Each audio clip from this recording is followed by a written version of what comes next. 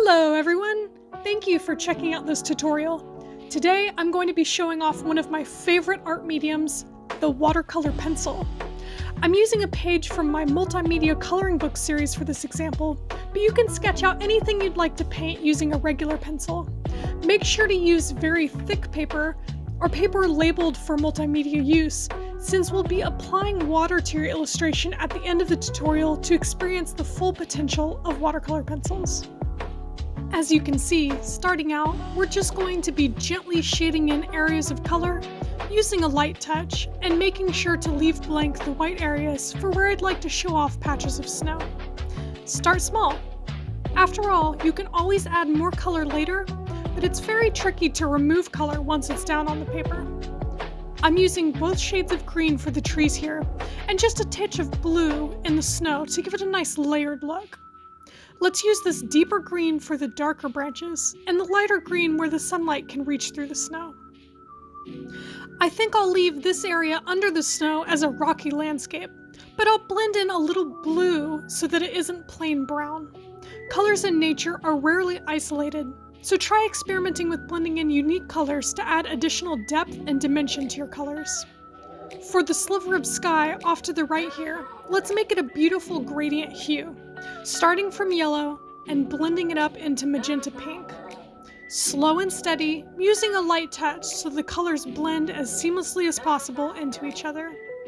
Yeah, I like it! Let's add a touch of blue at the very top here for even more color.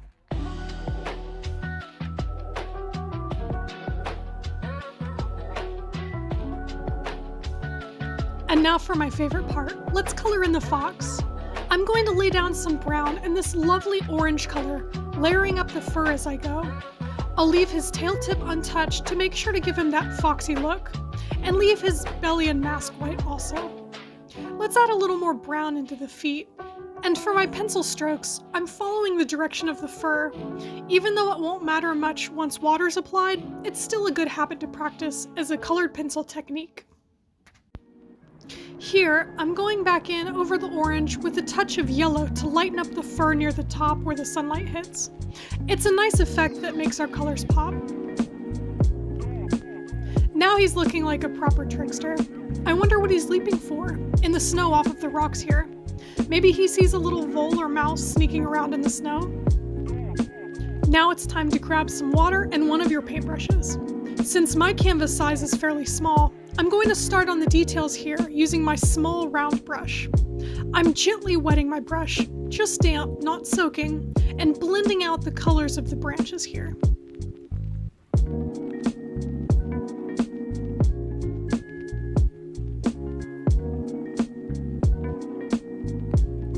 One of the tricks you can use to create better blending effects is to slightly wet a white area of the paper and gently blend the pigment up into that area instead of pushing the color up onto dry paper.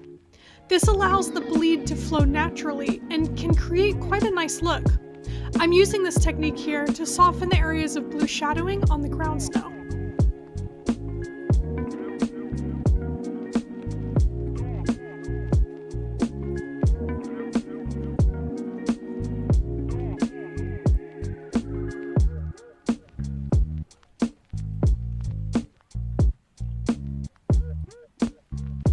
Using my larger flat brush, I'll go ahead and blend the sky area with water.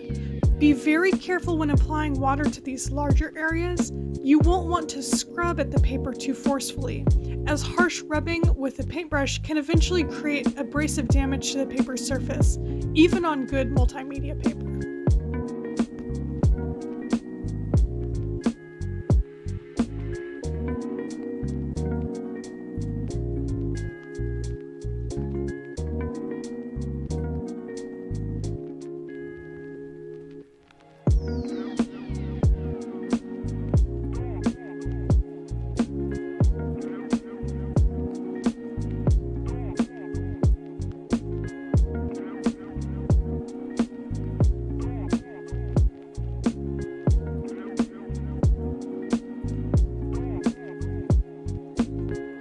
By going over these wet areas with a dry brush, I can create this cross-hatching effect using the texture of the bristles in an otherwise texturally plain area. Neat, right?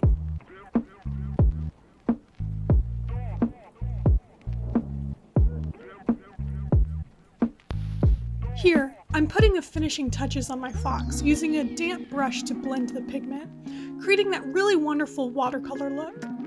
I'm using a very light touch here and following the flow of the fur with each stroke. As you can see, picking up a little bit of the pigment from the page with your damp brush and applying it like paint can be a really lovely fur effect. I'm using my flat brush for this, and the bristles naturally segment out nicely for the painterly look. Once I get into the details, however, I'll switch back to my normal round brush for optimal control.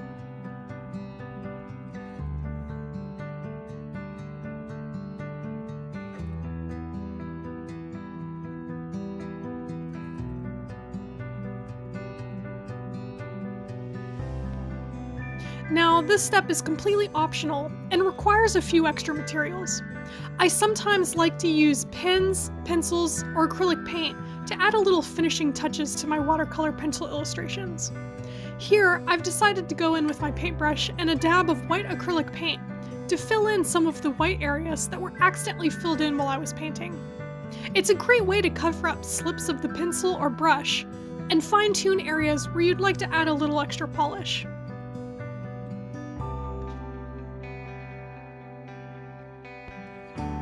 Here, I'll dab a little bit of white onto the snow in both the trees and the rocks, with a little touch around the fox's throat and nose.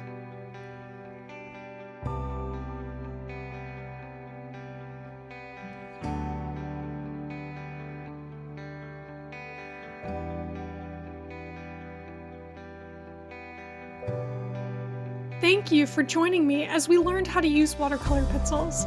I hope you enjoyed this tutorial and learned something along the way. You have so much creativity to offer the world, and I'm proud of you for taking the time to learn a new medium. Cheers!